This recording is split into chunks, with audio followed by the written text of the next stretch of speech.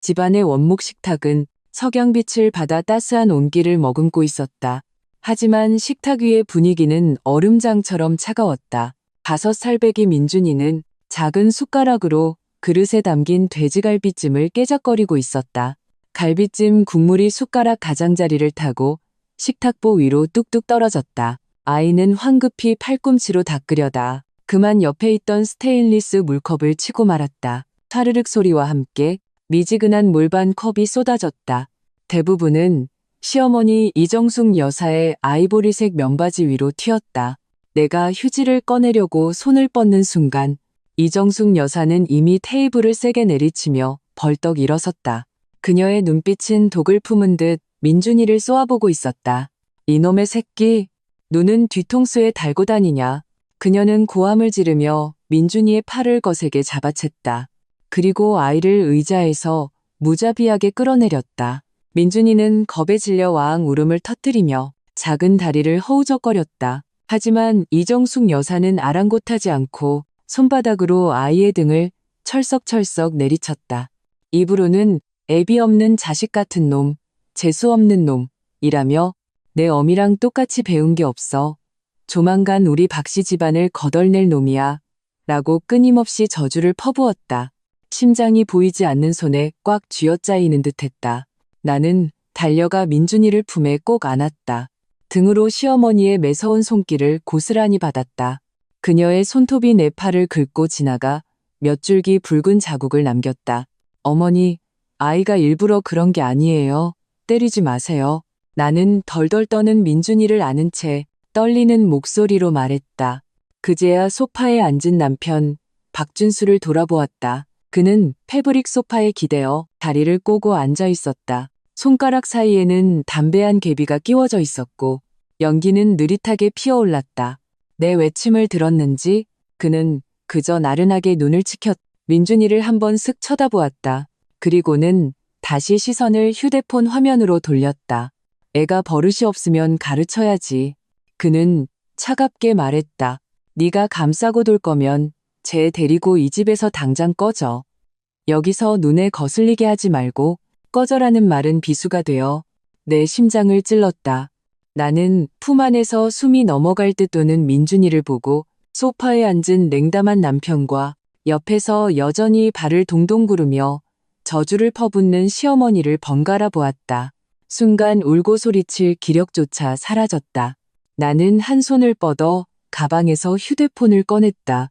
너무 세게 쥔 탓에 손가락 마디가 하얗게 질렸다.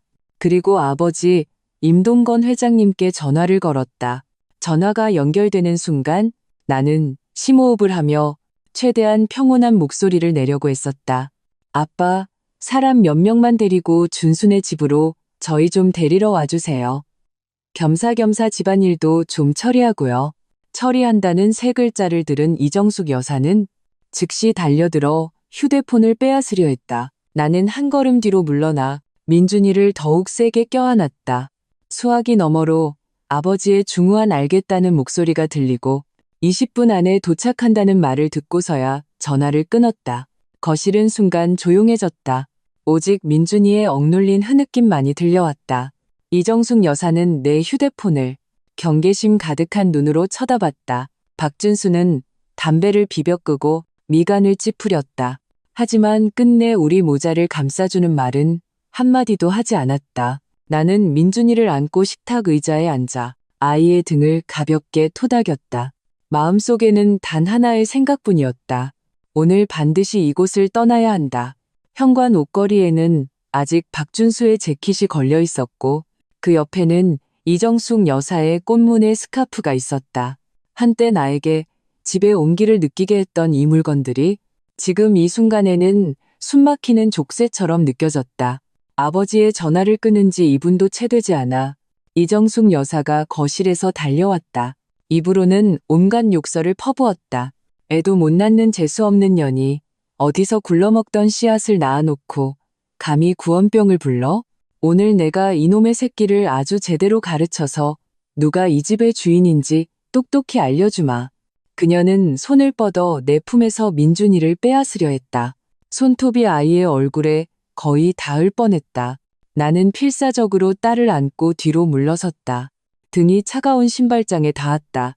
민준이는 겁에 질려 내 목을 꽉 끌어안고 엄마를 외치며 울었다. 그때 박준수가 드디어 소파에서 일어섰다. 하지만 우리를 보호하기 위함이 아니었다. 그는 현관 중간을 막아서서 짜증 섞인 목소리로 이정숙 여사에게 소리쳤다. 엄마, 그만 좀 해요. 좀 있으면 장인어른 쪽 사람들 올 텐데 일 커지면 수습하기 힘들다고요. 수습하기 힘들어?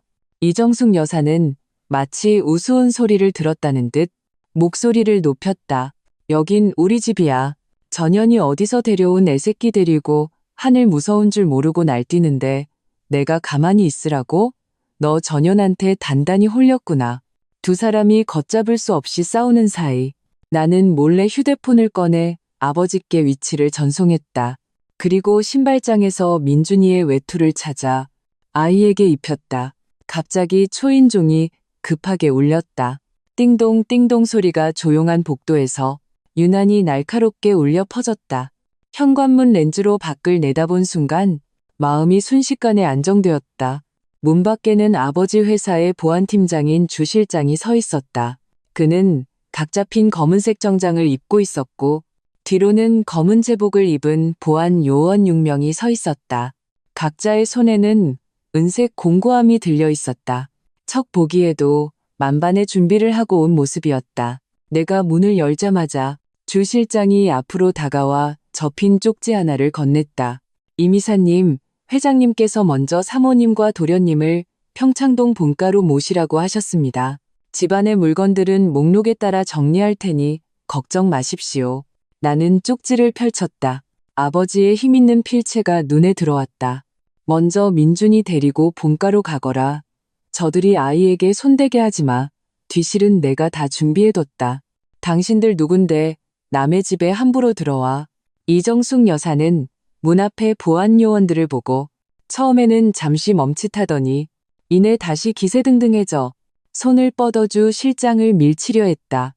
하지만 그녀의 손이 주 실장의 팔에 닿기도 전에 옆에 있던 2명의 보안 요원이 즉시 한 걸음 앞으로 나와 팔을 교차해 단단한 방패를 만들었다. 그들은 이정숙 여사를 뒤로 안전하게 막아섰다. 그녀가 몇 번이고 세게 밀었지만 방패는 미동도 하지 않았다. 그녀는 화가 나 얼굴이 새빨개진 채 입으로 계속 욕설을 퍼부었다. 나는 민준이를 안고 주 실장의 뒤를 따라 복도로 걸어나갔다. 박준수 옆을 지날 때 나는 일부러 그를 쳐다봤다. 그는 보안 요원 가슴의 명찰을 뚫어져라 쳐다보며 목울대를 몇 번이나 아래 위로 움직였다. 입술을 달싹였지만 끝내 우리를 막는 말 한마디도 감히 내뱉지 못했다. 복도의 센서등이 우리의 발소리에 맞춰 켜졌다. 나는 민준이를 안고 한 걸음 한 걸음 아래로 내려갔다. 한 걸음 내디딜 때마다 악몽에서 멀어지는 것 같았다. 마침내 1층에 내려와 아버지가 보낸 검은색 세단을 보고 나서야 안도의 한숨을 내쉴 수 있었다. 아버지의 본가는 서울교회의 평창동 고급 주택가에 자리 잡고 있었다. 조각된 철문을 밀고 들어서자 정원의 목련나무가 향긋한 꽃향기를 풍기고 있었다. 나는 민준이를 2층의 작은 방에 재우고 아이의 눈가에 아직 맺혀있는 눈물 자국을 보며 가만히 얇은 이불을 덮어주었다.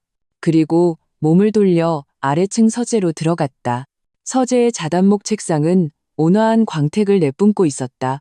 아버지 임동건 회장님은 책상 뒤에 앉아 계셨고 앞에는 서류 더미가 펼쳐져 있었다. 스탠드의 따뜻한 불빛이 서류 위로 정확히 떨어지고 있었다.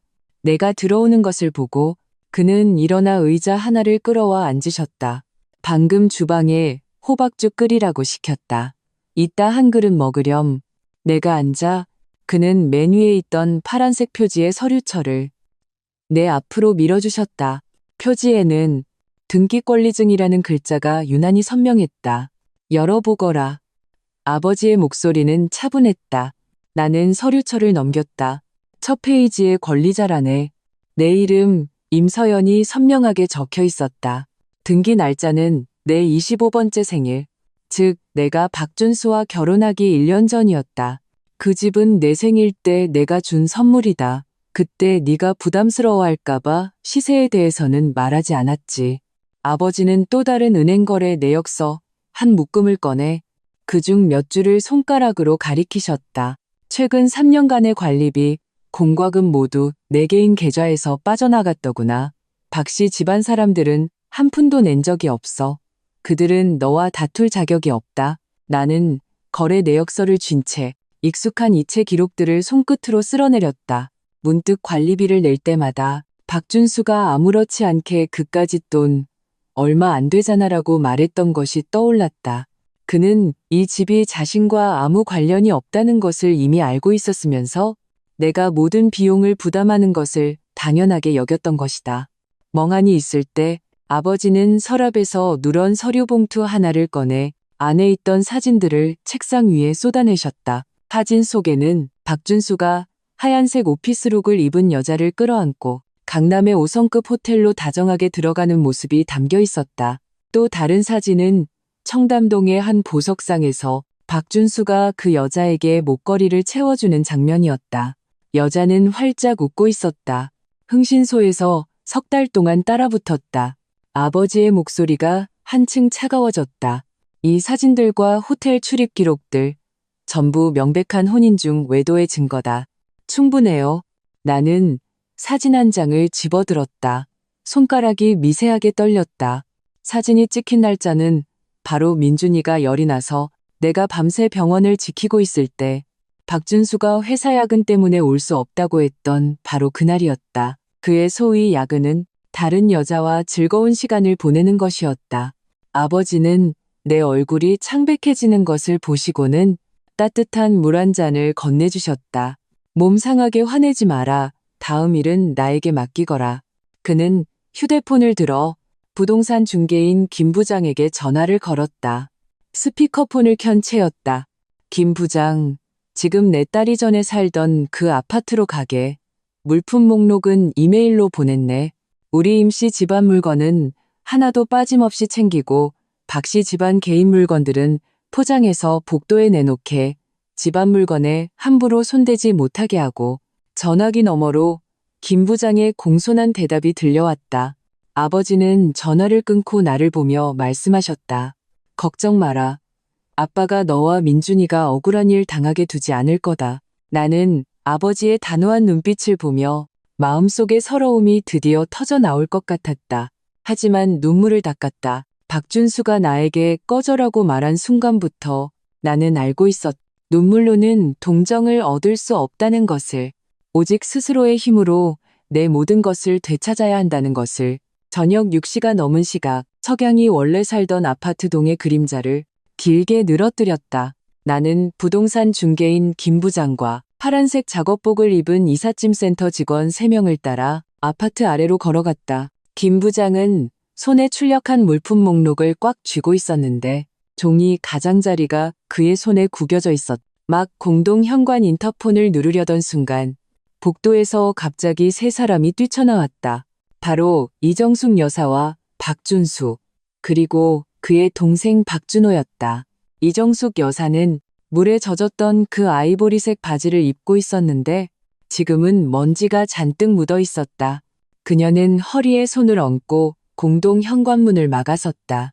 마치 막무가내의 벽처럼 여긴 내 아들 집이야. 당신들 누군데 와서 물건을 빼가.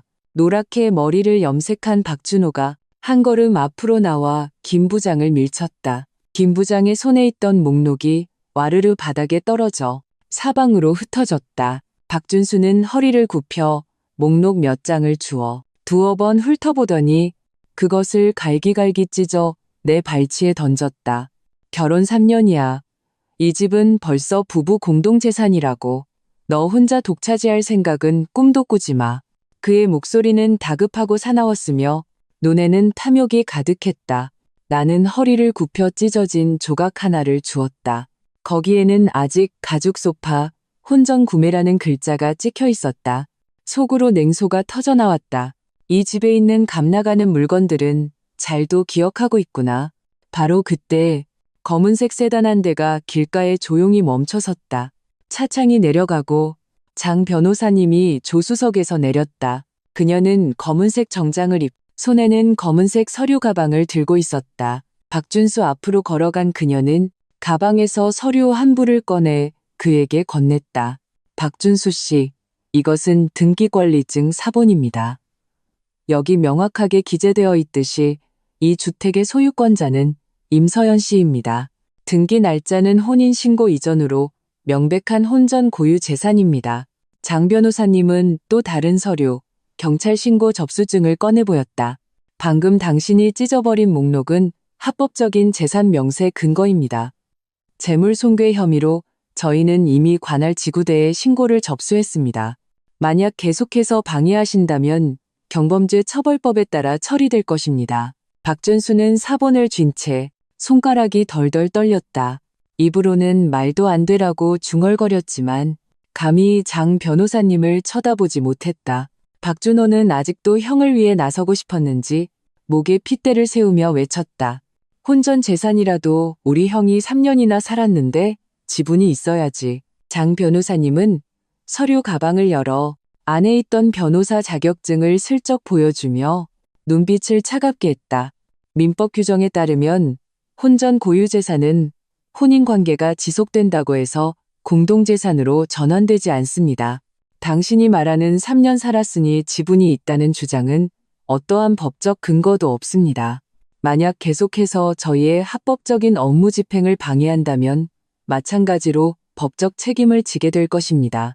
박준호는 장 변호사님의 기세에 눌려 뒤로 주춤하며 물러섰다. 더 이상 아무 말도 하지 못했다. 주변 이웃들이 점차 모여들었다. 옆동에 사는 한 아주머니가 작은 목소리로 말했다. 어머, 저 집이 원래 아가씨 혼전 재산이었나 봐. 박신혜가 뺏으려고 했나 보네. 이정숙 여사는 웅성거림을 듣고 얼굴이 시뻘겋게 달아올랐지만 감히 반박하지 못했다. 장 변호사님의 손에 들린 서류와 신고 접수증은 마치 두 자루의 날카로운 칼처럼 그녀의 막무가내를 꿰뚫었다. 김 부장은 그 틈을 타 바닥에 흩어진 목록 조각들을 주우며 이삿짐센터 직원들에게 말했다. 우리 목록대로 합시다. 시간 지체하지 말고요. 3명의 직원은 고개를 끄덕이고 김 부장을 따라 아파트 안으로 들어갔다. 박준수와 이정숙 여사는 그 자리에 얼어붙은 채 우리의 뒷모습을 바라볼 뿐 더 이상 감히 막아서지 못했다. 원래 살던 아파트 단지 아래에 가로등이 켜졌다. 따뜻한 노란 불빛이 길가의 화물 트럭 위로 쏟아졌다. 이삿짐센터 직원들이 마지막 물건인 원목 식탁을 차에 싣고 있었다. 나는 잠든 민준이를 안고 조수석에 앉아 있었다. 손가락으로 아이의 땀에 젖은 이마를 가만히 쓸어주며 본가에 도착하면 따뜻한 물로 목욕시켜야겠다고 생각했다. 갑자기 쿵쿵쿵 차창을 두드리는 소리가 들렸다. 고개를 들어보니 이정숙 여사가 차창에 매달려 있었다. 분노로 얼굴이 일그러져 있었다. 임서연, 우리를 집에서 살지 못하게 해. 내일 당장 내 회사로 쳐들어가서 소란을 피울 거야. 내 모든 동료들이 네가 얼마나 불효막심한 며느리인지 알게 해줄 테다. 내 직장도 잃게 만들어주지. 박준수와 박준호는 그녀의 뒤에 서서 개인 물품이라고 적힌 3개의 종이 상자를 끌고 있었다. 얼굴은 어둡게 가라앉아 있었다. 나는 기사에게 차를 세우라고 신호하고 천천히 차창을 내렸다. 차가운 바람이 즉시 안으로 들이쳤다. 이정숙 여사는 여전히 회사로 쳐들어가겠다고 소리치고 있었다. 나는 문득 휴대폰의 녹음 재생 버튼을 눌렀다. 안에서는 지난주 수요일 밤 내가 부엌에서 녹음했던 대화가 흘러나왔다. 당시 이정숙 여사는 아래층 김 아주머니와 대화하고 있었다. 목소리가 선명하게 들려왔다. 준수가 바람 피우는 거 나도 알지. 근데 그 여자의 집안 조건이 좋아서 준수한테 도움이 될지도 모르잖아. 일단 임서연 명의로 된 이 집만 꽉 잡고 있으면 걔도 우리 말 잘 들을 수밖에 없어. 그때 가서 장인한테 부탁해서 준수 회사에 좋은 자리 하나 마련해달라고 하면 되지. 녹음이 끝나자 이정숙 여사의 외침이 순간 멎었다. 입을 떡 벌린 채 눈에는 당황함이 가득했다. 주변 이웃들은 원래 멀찍이서 지켜보기만 했는데 녹음을 듣고는 모두 몰려들었다. 김 아주머니는 더 앞으로 나와 이정숙 여사를 가리키며 말했다. 어머, 당신 아들이 바람 피우는 거 알면서도 아가씨 집이랑 아버지 빽까지 계산하고 있었던 거예요? 정말 신보가 고약하네. 그러게 말이에요. 아가씨가 애 데리고 얼마나 힘들겠어요. 그런데 이렇게 괴롭히다니. 아까 이삿짐 센터 사람들이 이 집이 아가씨 혼전 재산이라고 하던데 그래서 계속 뺏으려고 했던 거군요. 이웃들의 수군거림이 점점 커졌다. 어떤 사람은 휴대폰을 꺼내 촬영하기까지 했다. 박준수의 얼굴은 돼지간처럼 시뻘개졌다. 그는 서둘러 이정숙 여사를 끌어당겼다. 엄마 그만해요. 가요. 이정숙 여사는 아직 변명하려 했지만 박준수에게 강제로 끌려단지 밖으로 나갔다. 박준호는 세 개의 종이 상자를 들고 그 뒤를 따랐는데 발걸음이 비틀거렸다. 세 사람은 가로등 아래에서 이리저리 방황했다. 어디로 가야 할지 모르는 듯했다. 근처의 모텔들은 모두 신분증이 필요할 것이다. 아마 신분증을 쓰면 기록이 남을까 두려웠거나 혹은 돈이 부족했을 것이다. 나는 그들의 처량한 뒷모습을 보며 박준수를 향해 한마디 외쳤다. 복도에 있는 종이 상자, 관리사무소에는 이미 말해뒀어요. 내일 아침 일찍 치울 거라고요. 필요하시면 오늘 밤에 빨리 가져가세요. 박준수의 발걸음이 잠시 멈칫했지만 돌아보지는 않았다. 그저 이정숙 여사를 더 빨리 끌고 갈 뿐이었다. 기사가 화물트럭에 시동을 걸었다. 차는 천천히 단지를 빠져나갔다. 나는 뒤를 돌아보았다. 그 세 개의 작은 그림자는 아직도 길가에서 서성이고 있었다. 마치 집을 잃은 영혼처럼 품 안에 민준이가 뒤척이며 엄마하고 칭얼거렸다. 나는 아이의 등을 가만히 토닥였다. 마음속에는 조금의 동정심도 없었다. 이 모든 것은 그들이 스스로 선택한 결과였다. 아버지의 본가 거실은 유난히 밝았다. 아이보리색 카페 뒤에는 민준이의 레고 블록이 흩어져 있었다. 아이는 바닥에 쪼그려 앉아 작은 집을 만들며 유치원에서 배운 동요를 흥얼거리고 있었다. 나는 소파에 앉아 장 변호사님이 어젯밤 보내준 이혼 합의서 초안을 넘겨보고 있었다. 손끝이 혼인 재산분할 페이지를 스칠 때 마음은 유난히 평온했다. 갑자기 초인종이 울렸다. 주 실장이 문을 열고 들어왔고 뒤로는 검은색 정장을 입은 장 변호사님과 태블릿 PC를 든 조 과장이 따라 들어왔다. 임 이사님, 후속 조치에 대해 보고드리러 왔습니다. 장 변호사님은 소파 옆에 앉아 서류 가방에서 서류 한 부를 꺼냈다. 이것은 보충된 이혼 합의서입니다. 한번 보시지요. 박준수 씨의 혼인 중 외도 사진, 호텔 출입 기록, 그리고 이정숙 여사의 민준, 군 아동학대 상해 진단서까지 모두 뒤에 첨부했습니다.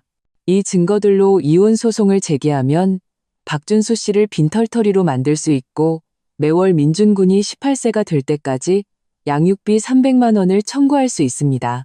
나는 서류를 받아들고 첨부 부분을 빠르게 넘겼다. 민준이의 등에 남은 멍 자국 진단보고서를 보았을 때 결국 주먹을 꽉 쥐지 않을 수 없었다. 장 변호사님은 내 감정을 눈치챈 듯 따뜻한 물 한 잔을 건네주었다. 임 이사님, 법이 이사님과 도련님께 정의를 찾아줄 것입니다. 그때 조 과장이 다가와 태블릿 PC의 은행 거래 기록을 열었다. 그중 한 이체 내역을 가리키며 말했다. 임 이사님, 작년에 박준수 씨가 담당했던 저희 이모그룹과의 협력 프로젝트를 조사한 결과 그가 허위 계약서를 통해 공금 5천만 원을 동생 박준호의 은행 계좌로 빼돌린 사실을 발견했습니다.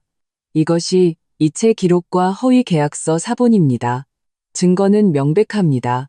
나는 화면의 이체 날짜를 뚫어져라 쳐다봤다. 바로 박준수가 민준이를 위해 강남의 학군 좋은 아파트를 사야 한다고 말했던 그 시기였다. 그가 소위 아이를 위한다고 했던 것은 결국 동생에게 흥청망청 쓰라고 공금을 횡령한 것이었다. 조 과장이 계속해서 말했다. 이 돈은 지금도 박준호의 계좌에 있습니다. 저희는 이미 은행에 연락해 계좌를 동결시켰습니다. 이제 업무상 횡령죄로 경찰에 고발하여 박준수 씨의 형사 책임을 추궁할 수 있습니다. 고발하세요. 망설일 필요 없습니다. 나는 태블릿 PC를 조 과장에게 돌려주었다. 마음속에 조금의 망설임도 없었다. 바로 그때 휴대폰이 갑자기 진동했다. 원래 살던 아파트의 김 아주머니가 보낸 사진이었다. 사진 속에는 박준수 일가가 3개의 종이 상자를 가지고 아파트 근처 다리 밑에 앉아 있었다. 이정숙 여사는 상자에 기댄 채 눈물을 닦고 있었고 박준호는 고개를 숙이고 휴대폰 게임을 하고 있었다. 박준수는 옆에 쪼그려 앉아 담배를 피우고 있었는데 눈빛이 멍했다. 장 변호사님은 다가와 사진을 보고는 조용히 말했다. 임 이사님, 만약 원래 계획대로 하는 것이 좀 그렇다면 나는 그녀의 말을 끊고 사진을 장 변호사님께 전송했다. 이혼 소송은 최대한 빨리 진행해 주세요. 공금 횡령 건도 조 과장님께서 절차대로 경찰에 고발해 주시고요. 그들의 오늘의 처지는 스스로 자초한 겁니다. 누구도 원망할 수 없죠. 조 과장은 고개를 끄덕이며 태블릿 PC를 챙겼다. 내일 아침 바로 경찰서에 자료를 제출하겠습니다. 장 변호사님도 이혼 합의서를 챙기며 말했다. 최대한 빨리 법원의 소장을 접수하겠습니다. 소식이 있으면 바로 알려드리겠습니다. 두 사람이 떠난 후 민준이는 자신이 만든 레고집을 들고 달려왔다. 엄마, 우리 새집 봐요. 나는 딸을 안아 올리고 이마에 뽀뽀했다. 창밖에 햇살이 거실 창을 통해 들어와 레고집 위에 떨어졌다. 마음이 편안해질 만큼 따뜻했다. 앞으로 힘든 싸움이 남아있다는 것을 안다. 하지만 민준이를 지킬 수 있고 내 모든 것을 되찾을 수 있다면 아무리 힘들어도 그럴 가치가 있었다. 법원 앞 광장은 사람들로 붐볐다. 오가는 사람들은 대부분 정장을 입고 손에는 서류를 든 채 얼굴에는 긴장 또는 평온한 표정을 띠고 있었다. 나와 장 변호사님은 막 소장 접수처에서 나와 이혼 소송 접수 통지서를 손에 들고 있었다. 차에 타려던 순간 화단가에 쪼그려 앉은 3개의 익숙한 그림자가 보였다. 이정숙 여사, 박준수, 그리고 박준호였다. 박준수가 가장 먼저 우리를 발견했다. 그는 벌떡 일어나 빠른 걸음으로 달려와 내 팔을 거세게 붙잡았다. 손톱이 거의 살을 파고들 정도였다. 서연아, 내가 잘못했어. 그의 목소리는 울먹임이 섞여 있었고 눈은 시뻘겋게 충혈되어 있었다. 그 5천만 원 내가 어떻게든 갚을게. 우리 이혼하지 않으면 안 될까? 민준이한테 아빠가 없으면 안 되잖아. 이정숙 여사도 따라 달려와 이전의 기세등등함은 온데간데 없이 내 옷자락을 잡고 계속 흔들었다. 아가, 내가 예전에 정신이 나갔었나 보다. 민준이를 때리고 욕하면 안 되는 거였는데 우리 한 번만 용서해 주렴. 내가 앞으로 애도 봐주고 밥도 해줄게. 우리 집에 돌아가서 다시 잘 살아보자. 응? 그녀의 머리는 헝클어져 있었고 옷에는 얼룩이 묻어 있었다. 이전의 그 강압적인 모습은 조금도 찾아볼 수 없었다. 박준호는 뒤에 서서 아무 말도 하지 않고 그저 내 눈치를 살피며 시선을 피했다. 아마 동결된 5천만 원이 생각났을 것이다. 장 변호사님은 상황을 보고 앞으로 나와 박준수의 손을 부드럽게 떼어냈다. 그리고 서류 가방에서 종이 한 장을 꺼내 그의 앞에 내밀었다. 박준수 씨, 이혼 이야기하기 전에 먼저 이것부터 보시죠. 이것은 경찰이 발부한 업무상 횡령죄 입건 통지서입니다. 당신은 이모그룹 공금 5천만 원을 횡령한 혐의로 입건 수사 중입니다. 박준수의 시선이 입건 통지서라는 글자에 닿는 순간 얼굴이 순식간에 새하얗게 질렸다. 손에 힘이 풀리면서 접수 통지서가 내 손에서 바닥으로 미끄러져 떨어졌다. 아니야, 그럴 리가 없어. 그는 중얼거리며 입건 통지서를 빼앗으려 손을 뻗었다. 장 변호사님은 한 걸음 뒤로 물러나 통지서를 단단히 쥐었다. 주변 사람들은 업무상 횡령죄라는 말을 듣고 모두 몰려들었다. 정장을 입은 한 여성이 박준수를 몇 초간 쳐다보더니 옆 사람에게 작은 목소리로 말했다. 나 저 사람 알아요. 예전에 우리 회사랑 프로젝트 같이 했었는데 세상에 공금을 횡령했다니. 저런 일이 멀쩡하게 생겨서는 어떻게 저런 짓을. 수군거림은 점점 커졌고 어떤 사람은 휴대폰을 꺼내 촬영하기 시작했다. 박준수의 고개는 점점 더 숙여졌고 두 손은 주먹을 꽉 쥐고 있었다. 바로 그때 경찰차 2대가 광장가에 멈춰섰다. 경찰관 2명이 차에서 내려 곧장 박준수에게 다가와 경찰 신분증을 내보였다. 박준수 씨 맞으시죠? 관할 경찰서에서 나왔습니다.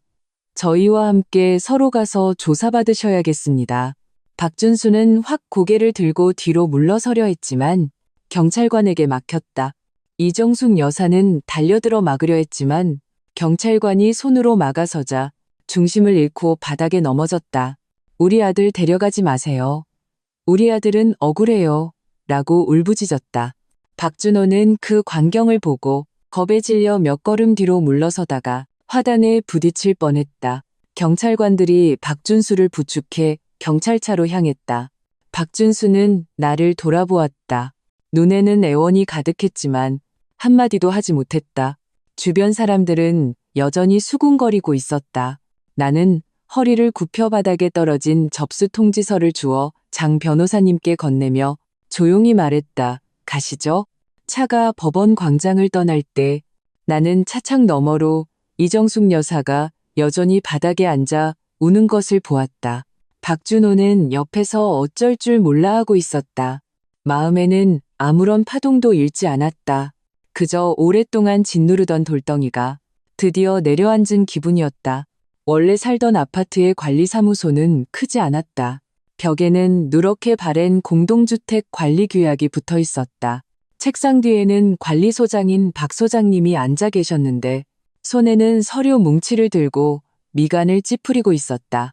내가 원래 살던 집의 공과금 명의 변경을 하러 왔다고 용건을 말하자마자 박 소장님은 한숨을 쉬며 서류를 내 앞으로 밀었다. 임 선생님, 먼저 이것 좀 보시죠.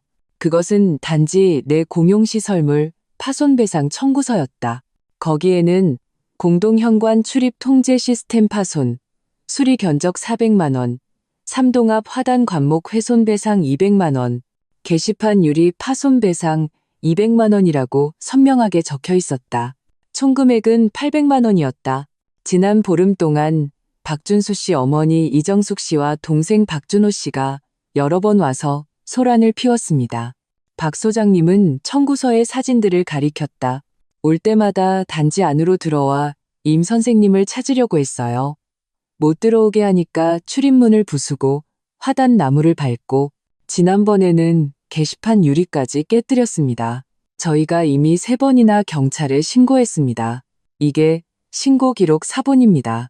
사진 속에는 이정숙 여사가 돌멩이로 공동 현관 출입문을 내리치고 있었고 박준호는 화단에 서서 새로 심은 관목을 발로 힘껏 짓밟고 있었다. 두 사람의 얼굴에는 악의가 가득했다. 나는 청구서를 쥔 채 속으로 냉소했다. 나를 찾지 못하니 화를 단지 시설물에 풀다니 정말 본성은 변하지 않는구나. 바로 그때 관리사무소 문이 거칠게 열리며 이정숙 여사가 뛰어들어왔다. 그녀는 색이 바랜 외투를 입 머리는 헝클어져 있었다. 나를 보자마자 미친 듯이 달려들어 내 얼굴을 핥히려 했다. 임서연, 다 너 때문이야. 네가 우리 집안을 망쳤어? 너랑 끝장을 보겠다. 곁에 있던 관리사무소 보안 요원 2명이 즉시 달려와 한 명은 이정숙 여사의 팔을 잡고 다른 한 명은 내 앞을 막아섰다. 그들은 그녀를 단단히 제지했다. 이정숙 여사는 여전히 발버둥치며 입으로는 끊임없이 욕설을 퍼부었다. 목소리는 귀를 찢을 듯 날카로웠다. 나는 책상 위에 배상 청구서와 경찰 신고 기록을 집어들고 그녀 앞으로 걸어가 서류를 눈앞에 내밀었다. 직접 보세요. 이게 당신과 박준호 씨가 공용시설물을 파손한 증거고 이건 관리사무소의 경찰 신고 기록이에요. 관리사무소에서는 이미 당신들을 상대로 800만 원 손해배상 소송을 준비하고 있습니다. 지금은 내가 당신들 집안을 망친 게 아니라 당신들이 먼저 법을 어기고 법의 테두리를 계속해서 시험하고 있는 겁니다. 이정숙 여사의 시선이 청구서와 신고 기록을 훑었다. 발버둥 치던 몸짓이 점차 멎었다. 눈 속의 광기는 공포로 바뀌었다. 그녀는 아마 자신의 순간적인 분풀이가 돈을 물어줘야 할 뿐만 아니라 법적 소송에 휘말릴 수 있다는 것은 생각도 못했을 것이다. 박 소장님이 옆에서 덧붙였다. 이 여사님, 저희가 이미 2번이나 배상 통지서를 보냈습니다. 모두 수치를 거부하셨더군요. 이제는 법적인 절차를 밟을 수밖에 없습니다. 이정숙 여사는 비틀거리며 한 걸음 물러나 바닥에 주저앉았다. 입으로는 어떻게 이런 일이라고 되뇌었다. 나는 그녀의 처량한 모습을 보며 조금의 동정심도 느끼지 못했다. 예전에 그녀가 민준이를 때리고 민준이를 욕하고 박준수가 냉담하게 방관했을 때 어떻게 오늘 같은 날이 올 것이라고 생각이나 했을까? 배상 문제는 당신이 관리사무소와 협의하시든 아니면 법원 소환장을 기다리시든 하세요. 나는 몸을 돌려 박 소장님께 말했다. 공과금 명예 이전 절차는 최대한 빨리 처리해 주시면 감사하겠습니다. 추후 협조가 필요한 부분이 있으면 언제든 연락 주세요. 말을 마친 나는 더 이상 바닥에 앉은 이정숙 여사를 쳐다보지 않고 보안 요원들을 따라 관리사무소를 나섰다. 문 밖의 햇살이 조금 눈부셨다. 나는 휴대폰을 꺼내 장 변호사님께 메시지를 보냈다. 관리사무소가 이정숙 여사를 상대로 손해배상 소송을 제기한 사실을 알렸다. 장 변호사님은 곧바로 함께 진행 상황을 주시하겠습니다. 라고 답장했다. 나는 휴대폰을 집어넣었다. 마음속으로 잘 알고 있었다. 이것은 그들이 대가를 치르기 시작하는 것일 뿐이라는 것을. 예전에 나에게 그리고 민준이에게 졌던 빚을 하나씩 전부 되돌려 받을 것이다. 나의 새 아파트 거실에는 오후에 햇살이 가득했다. 거실 창가 카펫 위에서 민준이는 엎드려 수채화를 그리고 있었다. 붓이 종이 위를 스치며 밝은 노란색을 넓게 칠했다. 아이는 그것이 엄마의 미소라고 말했다. 나는 부엌에서 옥수수죽을 끓이고 있었다. 냄비 안에서 보글보글 거품이 일었고 고소한 향기가 집안 가득 퍼졌다. 이곳은 나와 민준이의 새집이다. 크지는 않지만 아늑하다. 다툼도 냉담함도 없이 오직 우리만의 평온함이 있을 뿐이다. 휴대폰에서 카카오톡 알림이 울렸다. 장 변호사님이 보낸 메시지였다. 3개의 서류 캡처본이 첨부되어 있었다. 첫 번째는 이혼 판결문이었다. 박준수는 혼인 중 외도로 유책 배우자로 인정되어 이혼이 허가되었고 재산 분할 없이 빈손으로 쫓겨나게 되었다. 매월 친딸 민준이의 양육비로 300만 원을 아이가 만 18세가 될 때까지 지급하라는 판결이었다. 두 번째는 업무상 횡령죄 판결문이었다. 박준수는 업무상 횡령죄로 징역 1년을 선고받았고 벌금 5천만 원과 함께 불법소득 5천만 원은 추징되었다. 세 번째는 관리사무소 손해배상 소송의 판결 결과였다. 이정숙과 박준호는 공동으로 아파트 공용시설물 파손 비용 800만 원을 배상하라는 판결을 받았다. 두 사람은 기한 내에 이행하지 않아 이미 신용불량자로 등재되었다. 나는 이 3개의 판결문을 반복해서 읽었다. 마음속에는 통쾌한 흥분보다는 마치 모든 것이 제자리를 찾은 듯한 안도감이 들었다. 그때 아버지에게서 전화가 왔다. 목소리에는 약간의 냉기가 서려 있었다. 서연아, 어제 박준호가 이모그룹으로 날 찾아왔더구나. 일자리를 구해달라면서 그 5천만 원도 갚겠다고 하더란다. 보안팀 시켜서 쫓아내버렸다. 아빠, 잘하셨어요. 나는 부엌 문틀에 기댄 채 민준이가 열심히 그림을 그리는 뒷모습을 바라보았다. 그들의 지금 처지는 스스로 자초한 거예요. 동정할 가치도 없어요. 아버지는 전화기 너머로 한숨을 쉬셨다. 네가 그렇게 생각한다니 다행이다. 앞으로 민준이 잘 키우면서 살아라. 무슨 일이든 언제든 아빠한테 말하고 전화를 끊고 나는 거실로 걸어갔다. 민준이는 그림을 들고 달려왔다. 그림에는 손을 잡은 두 사람이 그려져 있었고 옆에는 삐뚤빼뚤하게 엄마와 나라고 적혀 있었다. 배경은 빨간 지붕과 노란 태양이었다. 엄마, 우리 새집 정말 예뻐요. 민준이는 내 다리를 안고 작은 얼굴을 들어 웃었다. 저녁 무렵 휴대폰으로 사진 한 장이 도착했다. 원래 살던 아파트에 김 아주머니가 보낸 것이었다. 사진 속 이정숙과 박준호는 길가의 쓰레기통 옆에서 플라스틱 병을 줍고 있었다. 차가운 바람이 그들의 머리카락을 어지럽게 흩날렸다. 이정숙은 그 색이 바랜 외투를 걸치고 있었고 박준호는 목을 움츠리고 있었다. 두 사람의 손에는 모두 불룩한 비닐봉지가 들려 있었다. 오가는 차량들 속에서 유난히 초라해 보였다. 나는 사진을 장 변호사님께 보내고 간단히 알겠습니다라고 답장했다. 그리고 휴대폰을 끈 뒤 민준이를 안고 소파에 앉았다. 창밖의 석양이 점점 지면서 하늘을 따뜻한 주황색으로 물들였다. 민준이는 내 품에서 점점 잠이 들었고 숨소리가 고르게 들려왔다. 나는 아이의 머리카락을 가만히 쓰다듬었다. 마음은 더없이 평온했다. 그 끔찍했던 과거, 우리를 상처 입혔던 그 사람들은 이미 마땅한 대가를 치렀다. 그리고 나와 민준이는 마침내 이 햇살 가득한 새 집에서 우리만의 새로운 삶을 시작할 수 있게 되었다. Phần 2. sự phản bội ở trạm dừng chân. 추석을 맞아 남편과 친정에 가던 길 고속도로 휴게소에서 잠시 쉬고 있을 때였다. 그가 갑자기 말했다. 당신 마음은 왜 그렇게 친정 쪽에만 쏠려 있어? 결혼한 지 3년인데 우리 집에 갈 때는 이렇게 기뻐하는 걸 본 적이 없어. 오늘처럼 트렁크 가득 선물을 싣는 건 더더욱 없었고 나는 멍해져서 해명하려 했다. 그 선물들은 다 평소에 다른 사람들이 준 것이라 돈 한 푼 안 들었다고. 하지만 그는 더욱 짜증을 냈다. 우리 경제 사정이 빠듯한 거 알잖아. 당신 내 집에 한 번 가는데 왕복 경비만 30, 40만 원이야. 게다가 장인, 장모님께 용돈 50만 원까지 순식간에 사라지는 돈이라고. 매년 이렇게 2번씩 왔다 갔다 하면 경제적 손실도 크고 엄청 피곤한 거 알아?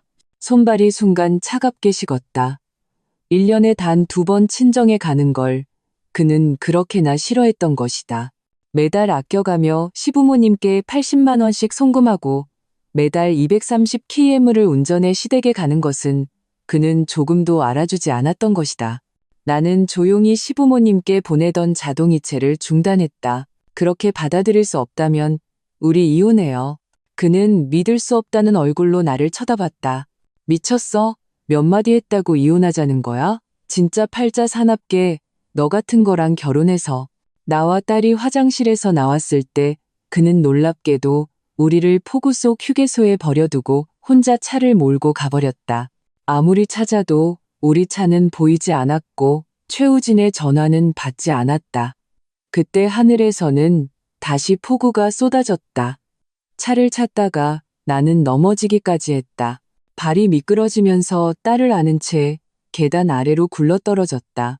빗물에 우리 모녀는 흠뻑 젖었다. 나는 딸을 품에 꼭 안았다. 마침내 마음씨 좋은 분들이 우리를 발견해 무릉덩이에서 건져주고 휴게소 안으로 부축해 주었다. 나는 울면서 그들에게 감사 인사를 전했다. 그들은 나를 대신해 경찰에 신고해 주었다. 딸은 울음을 그치지 않았고 내 몸도 다쳤다. 나는 더 이상 참지 못하고 딸을 안은 채 조용히 눈물을 흘렸다. 정말 생각지도 못했다. 방금 이혼하자는 말 한마디에 최우진이 나와 딸을 이곳에 버리고 갈 줄이야. 하지만 왜 결혼 3년 동안 내가 친정에 간 횟수는 손에 꼽을 정도였다. 친정까지는 180km에 불과한데 시댁은 230km나 되지 않는가. 심지어 매달 한 번씩 갔다. 그뿐만 아니라 매달 시어머니께 80만 원씩 송금해야 했다. 최우진의 월급은 1,000만 원이 채 되지 않았기에 모두 내가 매일 아이를 돌보며 여러 플랫폼의 웹소설을 써서 번 돈으로 충당했다. 나는 그저 그와 잘 살고 싶었고 딸도 아직 어렸기에 이런 것들을 따지지 않았다. 하지만 친정에 한 번 가는데 50만 원 남짓 드는데 1년에 단 2번 가는 것을 그는 왜 그렇게 받아들이지 못하는 걸까? 상상할 수 없었다. 지난 3년을 내가 어떻게 견뎌왔는지. 친정에 갈 때마다 떠나기 아쉬웠고 명절마다 친정에 가고 싶었지만 고작 2번밖에 가지 못했다. 오늘 최우진의 모습을 보니 그는 오랫동안 참아왔던 것이 분명했다. 이번에 핑계를 대고 폭발한 것이다. 하지만 이건 앞으로 그 2번의 기회마저 박탈하겠다는 뜻이 아닌가? 아니, 받아들일 수 없다. 나는 시집을 간 것이지 그에게 팔려간 것이 아니다. 분노와 슬픔이 가슴을 가득 채워 몸의 상처가 더욱 욱신거렸다. 딸은 울음을 그치고 지금은 멍하니 나를 바라보고 있었다. 내가 왜 우는지, 왜 떨고 있는지 모르는 듯했다. 나도 아이를 보며 마음이 찢어지는 듯했다. 이 순간 나는 마음속으로 다짐했다. 이 결혼 반드시 끝내겠다고. 최우진, 이제 버리겠다고. 20여 분 후 가장 가까운 지구대에서 경찰이 도착했다. 그들은 내게 구체적인 상황을 묻고 조서와 영상을 기록했다. 내가 이렇게 어린아이를 데리고 있고 모녀가 흠뻑 젖고 다친 것을 보고 그들 모두 분노했다. 남편분이 범법 행위를 저지른 거 아십니까? 두 분을 고의로 여기에 유기한 것은 이미 유기죄에 해당합니다. 지금 다치셨으니 상해 진단서를 떼면 그때 가서 고소할 수 있습니다. 나는 충격받았다. 정말요? 그래도 되나요? 경찰관이 말했다. 물론입니다. 상해가 심하면 징역형을 받을 수도 있습니다. 구체적인 것은 상해 진단 결과에 따라 달라지겠죠. 우선 고속도로 밖으로 나가서 병원 검사를 받고 집으로 모셔다 드리겠습니다. 나는 울면서 고개를 끄덕였다. 감사합니다, 경찰관님. 우리가 떠나려 할 때 한마음씨 좋은 여성이 캐리어를 열어 내게 깨끗한 옷 한 벌을 주었고 다른 여행객 한 분도 급히 자기 아이의 옷을 내게 건네며 딸의 옷을 갈아입히라고 했다. 나는 조용히 옷을 갈아입고 그들에게 감사 인사를 한 뒤 경찰차를 타고 병원으로 갔다. 상해 진단 결과는 경상이었다. 하지만 경찰관은 그래도 최우진은 고의 유기라는 위법 행위를 저질렀으며 15일 구류와 함께 내게 배상해야 한다고 말했다. 마음속의 서러움이 그제야 조금 가셨다. 조서를 마친 후 경찰은 우리를 친정으로 데려다 주었고 사건에 진전이 있으면 연락하겠다고 했다. 나는 거듭 감사 인사를 드렸. 나와 딸만 돌아온 것을 보고 부모님은 모두 놀라셨다. 엄마는 걱정 가득한 얼굴로 딸을 안아들며 물었다. 혜진아, 이게 어떻게 된 일이니? 왜 경찰이 너희를 데려다 준 거야? 우진이는 어디 있고? 아빠도 초조한 얼굴이었다. 그렇게 걱정하시는 모습을 보니 마음속의 서러움이 순식간에 밀려와 눈시울이 붉어졌다. 눈물이 흘러내렸다. 아빠, 엄마, 우진 씨가 우리 집에 오는 게 돈 아깝고 귀찮다고 해서 제가 이혼하자고 했더니 저랑 예은이를 휴게소에 버리고 혼자 가버렸어요. 저 넘어지기까지 했고요. 이 결혼 더는 못하겠어요. 이혼하고 싶어요. 제가 이혼하는 게 부모님 얼굴에 먹칠하는 거라면 저 예은이 데리고 나가서 월세방이라도 얻어 살게요. 절대 폐해 끼치지 않을게요. 어쨌든 저는 꼭 이혼할 거예요. 엄마의 눈시울도 붉어졌다. 엄마는 우리 모녀를 꼭 껴안고 울먹이며 말했다. 바보 같은 소리 마라. 무슨 폐를 끼친다는 거니? 너는 내 배 아파 낳은 자식이고 예은이도 내 배 아파 낳은 자식인데 우리가 어떻게 너희를 의지할 곳 없이 내보내겠니? 그때 가서 누가 애를 봐주면 너는 어떻게 돈 벌어서 너랑 예은이를 먹여 살리려고. 아빠도 말했다. 그래, 혜진아, 걱정 말고 여기서 지내라. 네가 이혼 안 한다고 해도 우리가 시킬 판이다. 처음에 네가 최우진이랑 결혼한다고 했을 때 우리도 탐탁지 않았어. 하지만 네가 워낙 좋아하니까 막을 수가 없었지. 걔한테 시집가고 나서는 우리가 널 거의 볼 수가 없어서 우리도 마음이 아팠단다.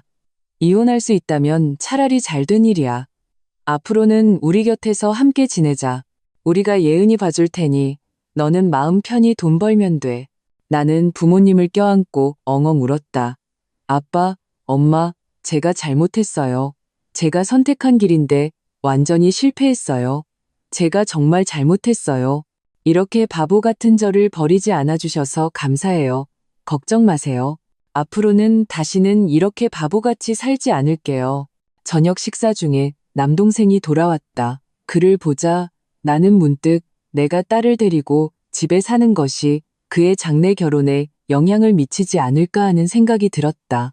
하지만 그는 그렇게 생각하지 않았다. 최우진의 행동을 듣고는 오히려 화를 내며 그를 찾아가 따지겠다고 했다. 내가 그를 말렸다. 형준아, 가지마. 경찰도 지금 그 사람 찾고 있어.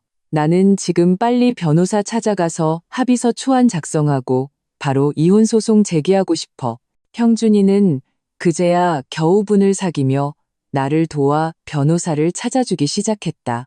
바로 그때 내 카카오톡이 울렸다. 하루 종일 사라졌던 최우진이었다. 나는 멍해졌다. 경찰이 아직 못 찾았나? 그는 연달아 카톡을 보냈다. 신혜진, 방금 경찰이나 찾아와서 파출소로 오래. 내가 유기죄를 저질렀다고? 네가 신고했어? 어떻게 그럴 수가 있어? 네가 나한테 이혼하자고 안 했으면 내가 화나서 그냥 갔겠어? 너 지금 당장 출발해서 나랑 같이 파출소로 가서 해명해. 내가 고의가 아니었다고 말해. 나 구류되면 안 돼. 그러면 전과 기록 남아서 직장 잃으면 어떡해? 그때 가서 너랑 딸은 뭘로 먹여 살리려고? 빨리 와.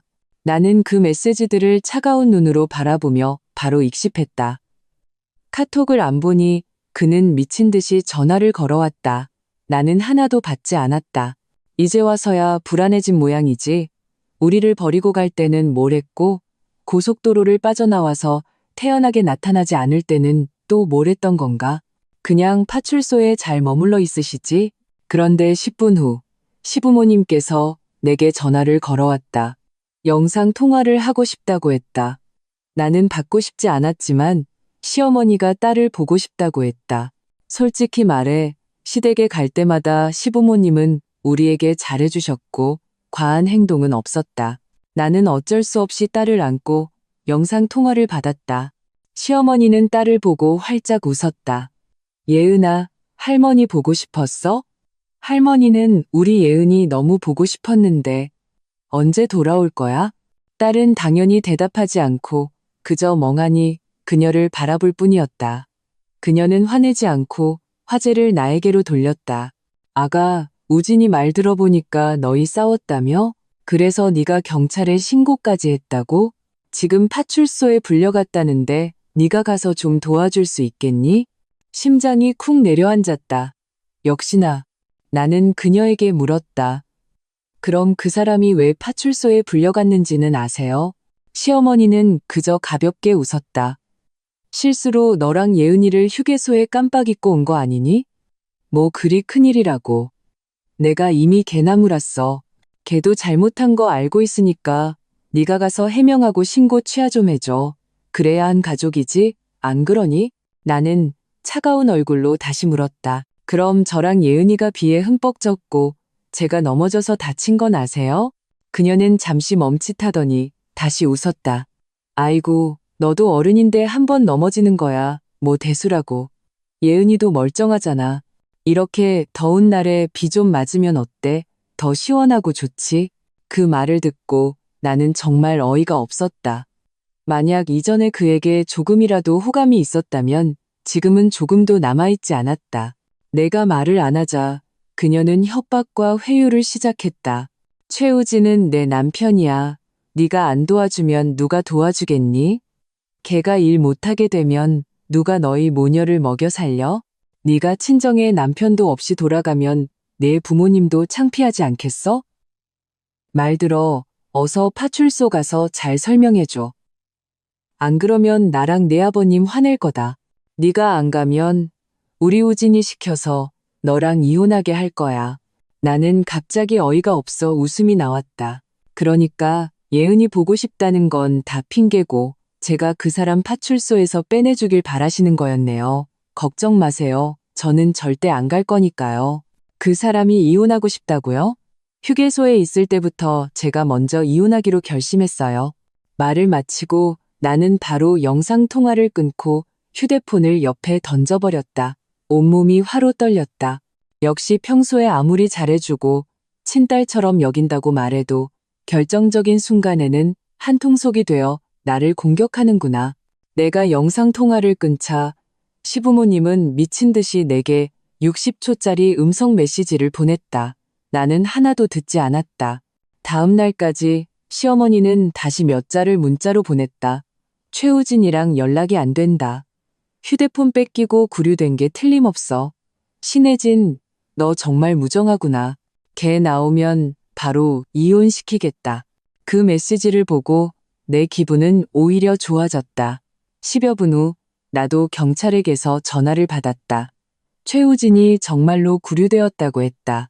감사 인사를 하고 예은이를 부모님께 맡긴 후 나와 형준이는 변호사 사무실로 갔다. 변호사는 이혼 소송에는 문제가 없고 재산분할도 내게 유리하게 될 것이라고 했다. 하지만 다른 증거가 더 있다면 대부분이 내게 돌아올 것이라고 했다. 사실 우리와 최우진은 별다른 예금이 없었고 8억 원짜리 아파트 한 채와 3천만 원짜리 차 한 대뿐이었다. 변호사는 내 상황을 고려하면 아파트는 반반 나누고 차는 내가 가질 확률이 높다고 했다. 하지만 나는 그와 이 아파트를 나누고 싶지 않았다. 하지만 현재로서는 다른 방법이 없었다. 합의서를 받고 형준이는 다시 차를 몰아 나를 고양시로 데려갔다. 최우진이 없는 틈을 타 우리 모녀의 짐을 전부 가져오기 위해서였다. 집 앞에 막 도착했을 때 갑자기 한 여자가 동네를 서성이는 것을 보았다. 무언가를 찾는 듯했다. 우리가 다가가자 그녀는 우리를 본 순간 얼굴에 긴장한 기색이 스쳤다. 내가 의아해하며 물었다. 누구 찾으세요? 그녀는 재빨리 미소를 지었다. 저는 최우진 씨 동료인데요. 결제받을 서류가 있어서요. 회사에서도 연락이 안 돼서 어쩔 수 없이 집으로 찾아와 봤어요. 집에 안 계신가 봐요. 나는 문을 열고 그녀를 안으로 들였다. 그리고 최우진이 문제를 일으켜 현재 구류 중이며 보름 후에나 나올 것이라고 알려주었다. 만약 급한 일이라면 상사에게 보고해야 할 것이라고. 그녀는 순간 크게 놀라 막 앉았다가 벌떡 일어섰다. 네, 구류요? 어쩐지 연락이 안 되더라니. 왜요? 심각한가요? 그런데 사모님은 왜 그렇게 태어나세요? 부인이시잖아요. 그녀는 내 의아한 표정을 보고 갑자기 말을 멈추고는 당황한 눈으로 나를 보며 해명했다.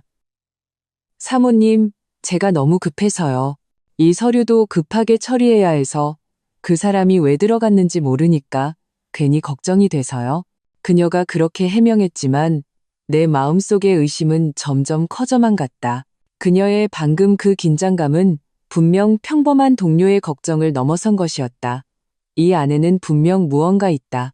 나는 감정을 억누르고 아무 의심 없는 척하며 그녀에게 물 한 잔을 더 따라주었다. 형준이는 나를 한번 쳐다보고는 배달 앱을 열어 물었다. 누나, 뭐 먹을래? 먹고 나서 정리하자. 나는 그의 휴대폰을 받아들고 여전히 불안해하는 여자를 쳐다보며 말했다. 성함이 어떻게 되세요? 제가 한 부 더 시켰어요. 이따 같이 먹어요. 그녀는 재빨리 대답했다. 권지아라고 불러주세요. 밥은 괜찮아요. 저 금방 가봐야 해서요. 말을 마치고 그녀는 다시 물었다. 동생분이 먹고 나서 정리하자고 하셨는데 사모님 뭐 정리하시려고요? 제가 도와드릴까요? 나는 속으로씩 웃었다. 역시나 그녀는 최우진이 왜 구류되었는지 몹시 궁금해할 뿐만 아니라 우리 집에서 무슨 일이 일어나는지도 알고 싶어 했다. 이게 어떻게 정상적인 동료 관계일 수 있겠는가. 그렇게 생각하니 나는 웃으며 말했다. 저 이사 가려고요. 권지아 씨가 여기서 식사하셔야 저를 도와줄 수 있죠. 권지아는 놀랐다. 몇 초간 망설이더니 마지못해 응했다. 네, 그럼 감사합니다. 사모님, 왜 이사 가시는 거예요? 최우진 씨 아직 안 나왔는데 가족 다 같이 이사하는 건가요? 나는 멍해졌다. 그녀는 너무 성급했다. 그렇게 급하게 내 속을 떠보려 하다니. 하지만 나도 그녀를 실망시키지 않을 것이다. 나는 슬픈 척 고개를 숙이고 울먹이는 목소리로 말했다. 우리 이혼할 거예요. 저는 아무것도 안 받기로 했어요. 그래서 동생 불러서 짐 옮기는 거예요. 권지아는 또다시 놀라 벌떡 일어섰다. 네? 이혼하신다고요? 어떻게 그럴 수가 있어요? 그 사람이 사모님한테 얼마나 잘해줬는데요. 그 사람이 구류됐다고 버리시는 거예요? 그녀의 어조에는 약간의 질책과 비난이 섞여 있었다. 나는 웃음이 나올 뻔했다. 나는 그녀를 담담하게 쳐다보며 말했다. 그 일 때문은 아니에요. 그냥 더는 그 사람이랑 살고 싶지 않아서요. 그 사람 동료시라면서요. 그 사람이 어떤 사람인지 모르세요? 권지아는 즉시 반박했다. 최우진 씨는 능력도 있고 잘생겼고 인품도 좋아요. 회사에서 모두가 그를 좋아해요. 누가 무슨 일 있으면 나서서 도와주고 자주 우리에게 밥도 사주고 커피도 사줘요. 사모님 눈에는 그렇게 안 좋은 사람처럼 보이나 봐요? 나는 놀란 척했다. 그래요? 그 사람이 그렇게 좋은 사람이었군요. 하지만 내 마음속에서는 폭풍이 몰아쳤다. 내가 1년에 2번 친정에 가는 걸 그는 그렇게 따지고 나와 딸을 휴게소에 버려두고 갔으면서 회사에서는 온갖 돈을 써가며 밥을 사고 커피를 샀다고? 그는 내게 한 번도 사준 적이 없었다. 오히려 내가 마시고 싶다고 할 때마다 그는 나를 나무랐다. 그런 거 마시면 건강에 안 좋고 돈 낭비야. 나중에 고혈당 와서 당뇨병 걸리면 어떡하려고?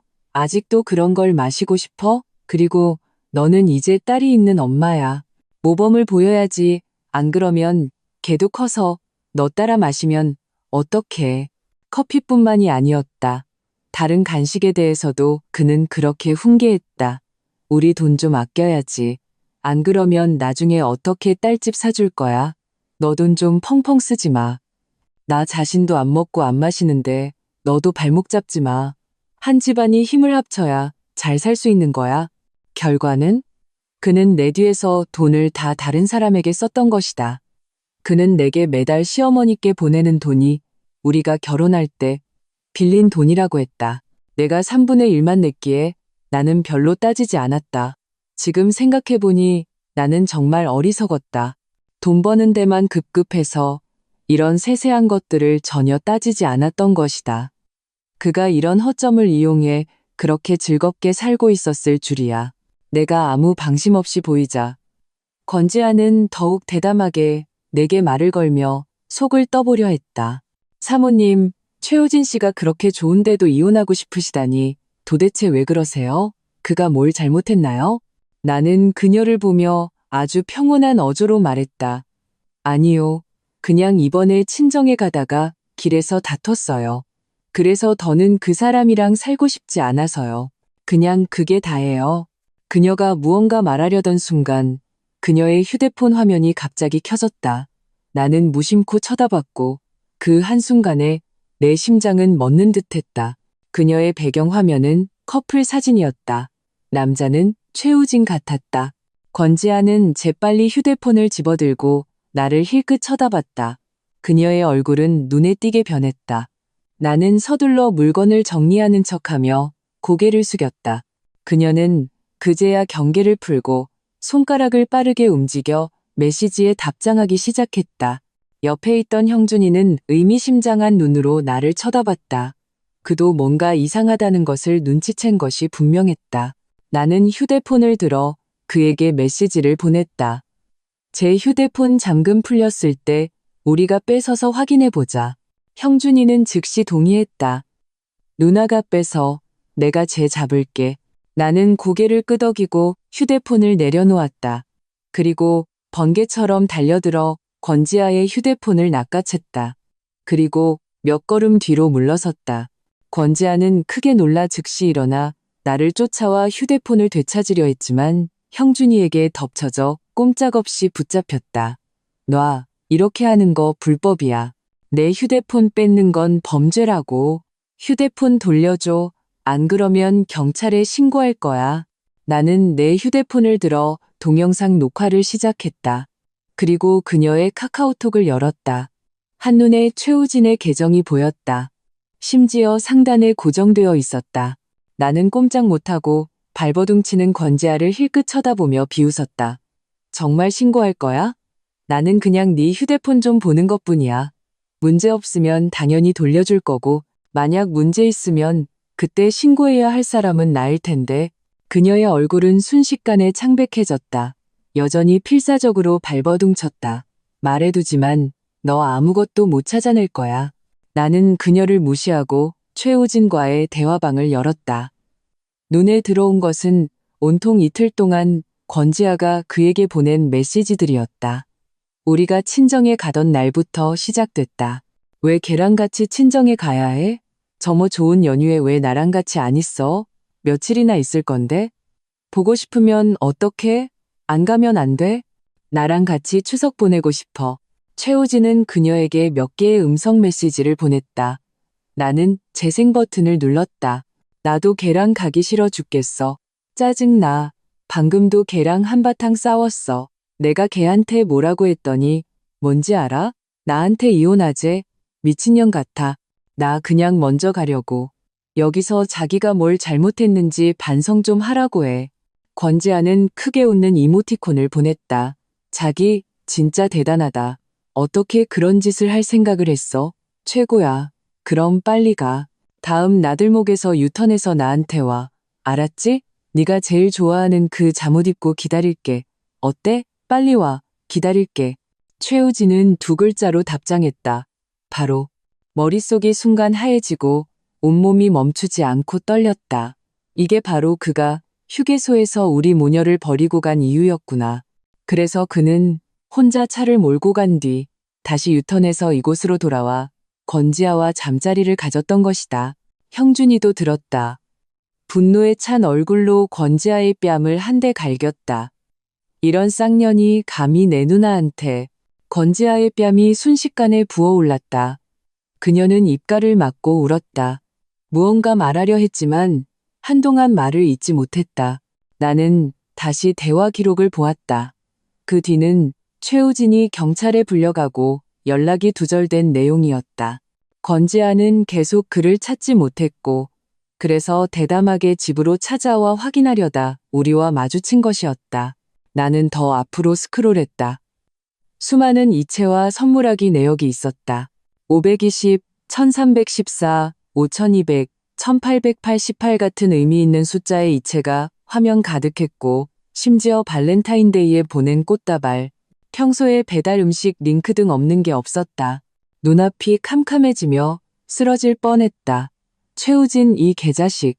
내 뒤에서 권지아에게 이렇게 많은 돈을 썼다니. 그의 로맨틱함과 관대함은 모두 그녀에게 주어졌고 인색함과 까다로움은 모두 내게 쏟아졌다. 나는 재빨리 정신을 차리고 그녀의 카카오페이 내역을 확인했다. 최우진이 매달 그녀에게 큰 금액을 이체했고 나머지는 선물하기였다. 놀랍게도 2년 넘게 계속되었다. 그래서 그는 이미 오래전에 바람을 피우고 있었던 것이다. 나만 몰랐을 뿐 나는 전부 동영상으로 녹화하고 저장했다. 이것만으로는 부족했다. 나는 그녀의 갤러리를 열었다. 순간 화면 가득한 커플 사진, 음란한 사진, 그리고 두 사람이 잠자리를 갖는 영상에 충격을 받았다. 그들은 관광지와 영화관에서 커플 사진을 찍었을 뿐만 아니라 호텔에서 그런 영상들까지 녹화했다. 나는 역겨워서 책상을 붙잡고 토했다. 형준이는 의아한 눈으로 나를 쳐다봤다. 나는 입가를 닫고 갤러리를 그에게 보여주었다. 그는 눈을 희번덕거리며 입을 막고 헛구역질을 했다. 정신을 차린 후 그는 다시 권지아의 뺨을 한 대 갈겼다. 너희들 감히 내 누나 뒤에서 이렇게 역겨운 짓을 해? 권지아는 맞아서 울기만 했다. 또 때리면 경찰에 신고할 거야. 나와 최우진은 서로 사랑하는 사이라고. 너희가 말하는 것처럼 더러운 게 아니야. 감정에서 사랑받지 못하는 사람이 제3자야. 그가 널 어떻게 묘사하는지 알아? 늙고 추하고 품이 없고 하루 종일 꾀죄죄하게 컴퓨터 앞에 처박혀서 귀신 같다고. 보기만 해도 흥미가 뚝 떨어진대.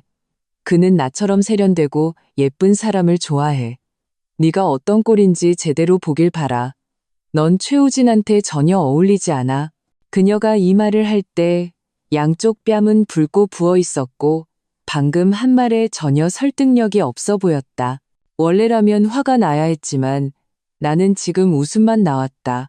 동영상 녹화 중지 버튼을 누르고 그 영상을 그녀의 회사 단톡방, 가족 단톡방, 그리고 카카오 스토리에 올렸다.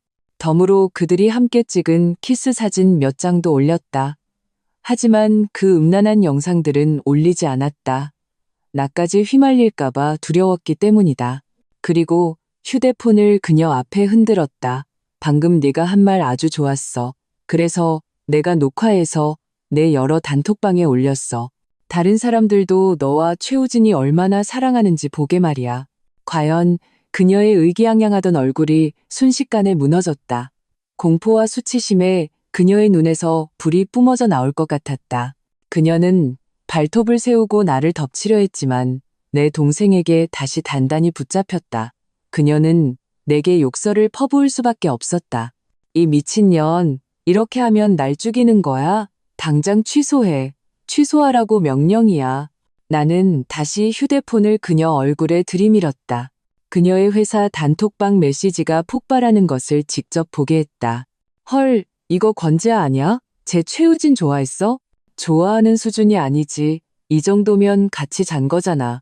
내가 말했잖아. 평소에 걔네 둘 밥도 같이 먹으러 가고 가끔 밥 먹고 둘 다 사라진다고. 지금 보니 아마 모텔 갔었나 봐.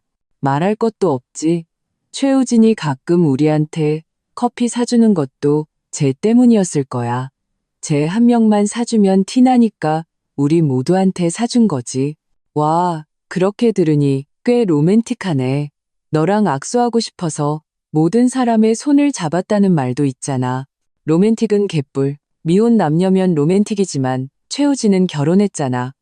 이건 알고도 상간녀짓 한 거지. 역겨워 죽겠네. 그녀의 가족 단톡방도 난리가 났. 지아야, 너 왜 그래? 왜 이런 사진이랑 영상을 올려? 너 맞았어? 너 유부남 좋아하게 된 거야? 어떻게 그렇게 부끄러운 줄도 모르니?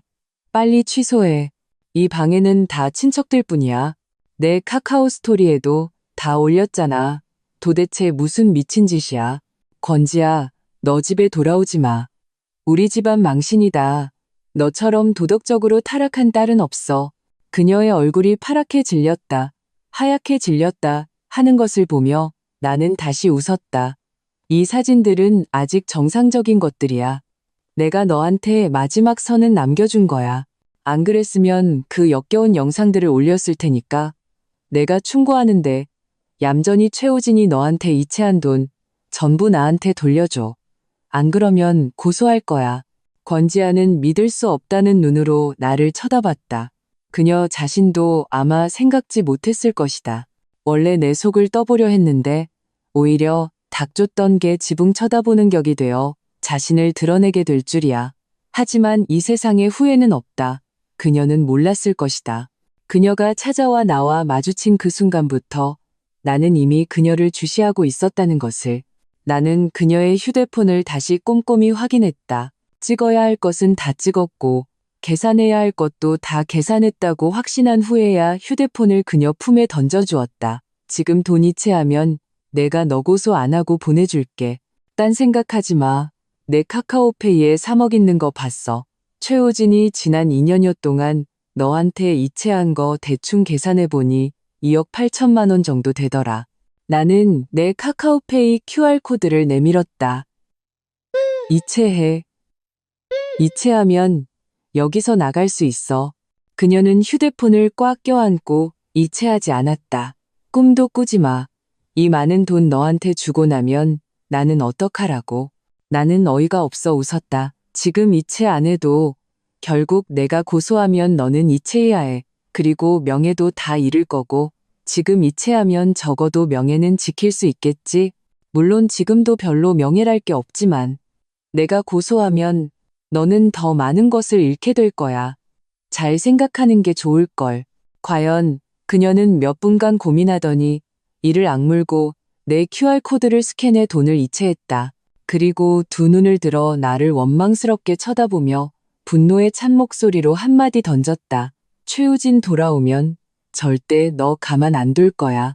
말을 마치고 휴대폰을 들고 하이힐을 신고 문을 박차고 나갔다. 그녀의 초라한 뒷모습을 보며 나는 웃음이 터져 배가 아플 지경이었다. 형준이도 웃겼는지 말했다.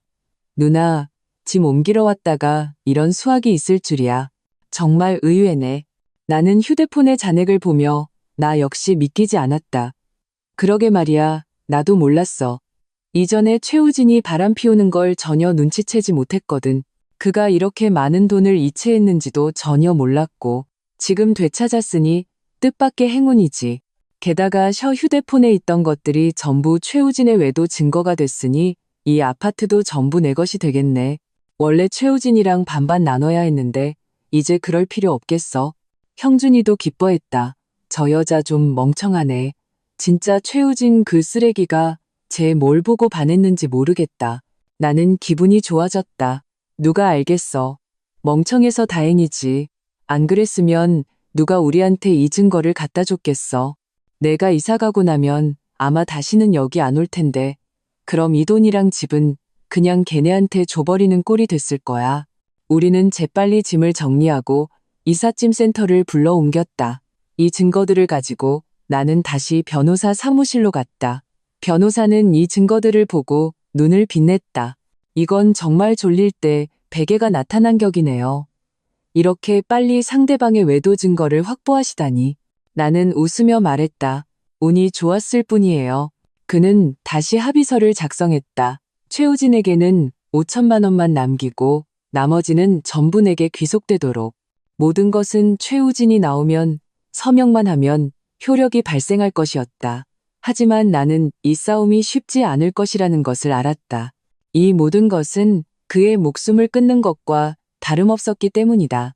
과연 보름 후 파출소에서 막 나온 최우진이 바로 우리 집으로 쳐들어왔다. 그의 부모님도 함께였다. 문을 들어서자마자 최우진은 분노에 찬 얼굴로 내게 소리쳤다. 신혜진, 도대체 무슨 짓을 한 거야? 나를 보름 동안이나 가둬놓고 회사에서 내 명예를 훼손해서 해고당하게 만들어? 네가 나 바람폈다고 헛소문 퍼뜨린 거, 재산 뺏으려고 그런 거지? 내가 충고하는데 당장 나랑 회사 가서 그 사진들 다 합성이라고 해명해. 안 그러면 경찰에 신고해서 너 잡아넣을 거야. 네가 권지아까지 망친 거 알아? 걔도 해고당하고 매일 눈물로 지새우고 있어. 그의 말이 채 끝나기도 전에 오랫동안 참아왔던 형준이가 바로 달려들어 그의 얼굴에 주먹을 날렸다. 이렇게 더러운 짓을 하고도 감히 내 누나를 협박해? 내가 눈이 멀었거나 죽은 줄 알아? 보름 동안 콩밥 먹더니 정신 못 차렸구나. 법도 모르고 감히 신고를 해. 지금 네가 무슨 말을 하는지도 모르지?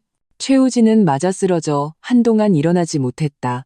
그의 부모님은 비명을 지르며 달려가 최우진을 부축하고 아픈 얼굴로 그의 얼굴을 살폈다. 시어머니는 나를 향해 욕을 퍼부었다. 신혜진, 네가 감히 내 동생 시켜서 내 아들을 때려? 너 제대로 살고 싶기는 한 거야? 계속 이러면 내 아들 시켜서 너랑 이혼하게 할 거야? 시아버지도 형준이를 향해 큰 소리로 꾸짖었다. 네가 무슨 권리로 내 아들을 때려? 경찰에 신고하겠다. 형준이는 그들을 가볍게 쳐다보며 말했다. 말 조심하는 게 좋을 겁니다. 안 그러면 같이 때려줄 테니까. 그들은 순간 더 이상 발광하지 못하고 그저 아픈 듯 최우진의 얼굴에서 땀을 닦아줄 뿐이었다.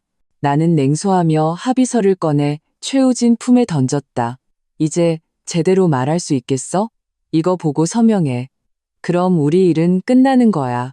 최우진은 어리둥절한 얼굴로 합의서를 집어들었다. 순간 이혼 합의서라는 글자에 굳어버렸다. 그는 확 고개를 들어 나를 쳐다봤다. 믿을 수 없다는 눈빛이었다. 신혜진, 나랑 이혼하겠다고? 내가 너 때문에 들어가서 막 자유를 찾았는데 넌 기다렸다는 듯이 나랑 이혼하겠다고?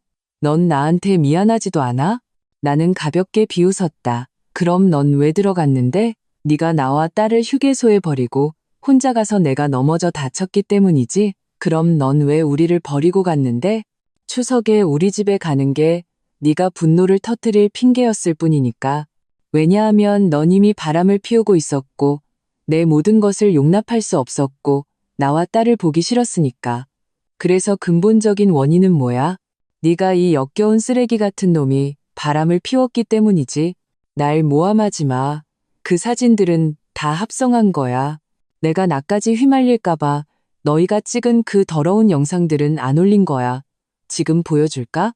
나는 최우진의 저지와 고함에도 아랑곳하지 않고 바로 그 영상들을 재생했다. 최우진의 얼굴은 순간 새하얗게 질렸다. 시아버지와 시어머니는 더욱 충격받아 턱이 빠질 지경이었다. 정신을 차린 후 두 사람의 얼굴은 돼지간처럼 시뻘개졌다. 창피해 죽겠네. 아들아, 어떻게 이런 짓을 할 수가 있어. 오늘 우리가 너랑 같이 따지러 와서 망정이지. 다른 친척들이라도 데려왔으면 얼굴 다 팔릴 뻔했다. 최우진은 그들에게 된통 혼나고 고개를 들지 못했다.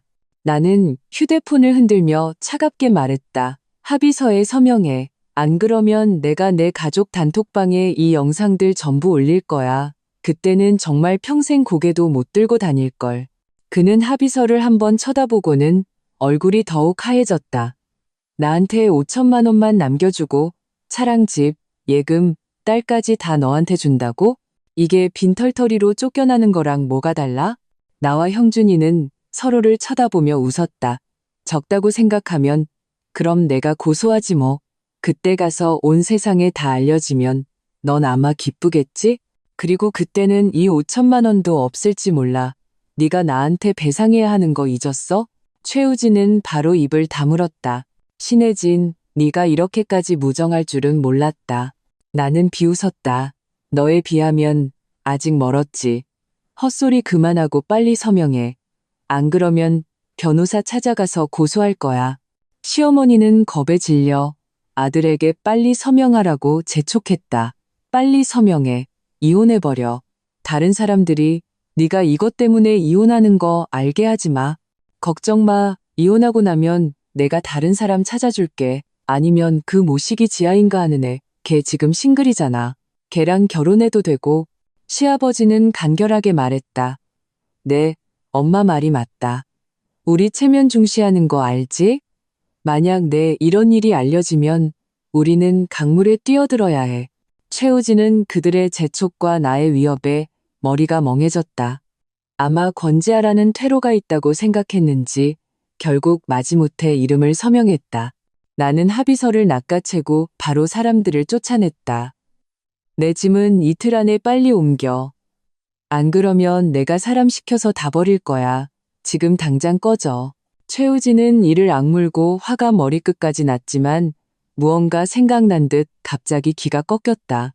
말투까지 변했다.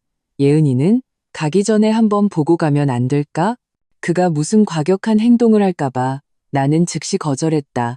부모님이 데리고 나가서 놀고 있어. 걱정 마. 내가 걔 만나는 거 막지는 않을게. 내 개인적인 일들 다 처리하고 나서 얘기하자. 그는 실망한 듯 고개를 숙였다. 얼굴의 분노는 이미 실망과 괴로움으로 변해 있었다. 미안하다는 한마디를 남기고 그는 우리 집 문을 박차고 나갔다. 그의 부모님은 나를 쳐다보며 복잡한 감정으로 한숨을 쉬고는 아무 말 없이 따라 나갔다. 그들의 뒷모습을 보며 손에 든 합의서를 보며 나는 마침내 안도의 한숨을 내쉬었다. 돌아서서 바로 집을 부동산에 내놓았다. 가격을 좀 낮춰서라도 최대한 빨리 팔아달라고 했다. 나는 집을 팔고 부모님 근처에 아파트를 사서 서로 돌보며 살고 싶었다. 과연 조금만 양보하니 보름 후에 집을 사겠다는 사람이 나타났다. 중개인이 계약서에 서명하러 오라고 해서 나와 형준이는 즉시 고양시로 달려갔다. 문 앞에서 구매자와 계약서를 작성할 때 마침 장 보러 돌아오시던 이웃 아주머니와 마주쳤다. 구매자가 막 떠나자 그녀는 참지 못하고 내게 물었다. 혜진 씨, 집 팔렸어? 나는 살짝 웃으며 말했다. 네, 이 도시에서는 더 안 살려고요. 고향으로 돌아가려고요. 그녀는 알겠다는 듯한 표정이었다. 그것도 그렇겠네. 너희 이혼했다고 들었어. 잘했어. 이혼해서. 안 그랬으면 그 최 씨 때문에 너까지 큰일 날 뻔했어. 나는 멍해졌다. 그게 무슨 말씀이세요? 아주머니? 그녀는 갑자기 주위를 둘러보더니 비밀스럽게 내게 다가와 작은 목소리로 말했다. 걔 사고 났다고 들었어. 그 권 씨라는 여자랑 같이 있다가 실종됐대. 상대방이 조폭이었나 봐. 경찰이 CCTV에서 봤는데 10여 명이 걔를 바닷가로 끌고 가는 게 찍혔대. 지금까지도 못 찾았다고 하더라. 네가 걔랑 같이 있었으면 그놈들이 너까지 같이 납치했을지도 몰라. 나는 크게 놀랐다. 어떡해요? 아주머니는 그저 웃으며 말했다. 듣자 하니 그 권 씨라는 애가 소문이 다 나서 아무도 안 만나주니까 마음이 심란해서 맨날 유흥업소에서 놀다가 그쪽 사람들이랑 어울리게 됐대. 나중에 최 씨가 돌아오고 나서 어찌된 영문인지 둘이 다시 만났나 봐. 그게 그놈들한테 알려져서 일이 터진 거지. 경찰이 아직도 찾고 있다고 하더라. 아주머니는 말을 마치고 내가 여전히 멍하니 있는 것을 보고 고개를 저으며 집으로 들어갔다. 형준이가 내 곁으로 와서 불렀다. 누나, 왜 그래? 설마 그 쓰레기 때문에 아직도 걱정하는 거야? 나는 그를 보며 입꼬리를 올리며 비웃었다. 설마, 그냥 좀 의외라서. 하지만 걔가 정말 없어졌다면 차라리 잘된 일이지. 안 그랬으면 걔가 나랑 예은이 뺏으려고 하거나 무슨 짓을 할까봐 걱정했을 거야. 형준이는 고개를 끄덕였다. 그것도 그렇네. 우리 빨리 돌아가자. 가서 집 보러 가야지. 나는 웃으며 고개를 끄덕였다. 휴대폰에 9억 원이 넘는 잔액을 보며 마음속에서 기쁨이 솟아올랐다. 생각지도 못했는데 이 집값이 꽤 많이 올랐다. 그리고 나는 그 덕분에 몇천 원을 갖게 되었다. 고향에 집을 사도 절반은 남을 것이다. 집에 돌아와 나는 온 가족을 데리고 동네에서 가장 좋은 식당으로 가서 거하게 한턱 냈다. 그들의 얼굴에 가득한 미소와 예은이의 귀여운 얼굴을 보며 마음속에 행복감이 가득 찼다. 또 보름이 지나고 이혼 서류를 접수하는 날이 되었다. 하지만 최우진은 오지 않았다. 나는 어쩔 수 없이 고양시 경찰서에 전화해서 진행 상황을 물었다. 열흘 전에 바닷가에서 시신 한 구를 발견했고 최 씨 부모님의 확인 결과 최우진으로 확인되었다고 했다. 그가 정말로 죽었던 것이다. 나는 감사 인사를 하고 구청 직원에게 상황을 설명했다. 직원은 상대방이 사망했으므로 우리의 혼인 관계는 자동으로 해소되었다고 알려주었다. 구청을 나서며 푸른 하늘을 보며 나는 갑자기 웃음이 나왔다. 이제부터 그들은 내 세상에서 완전히 사라졌다. 미래에는 아름다운 산만이 나를 기다리고 있을 것이다.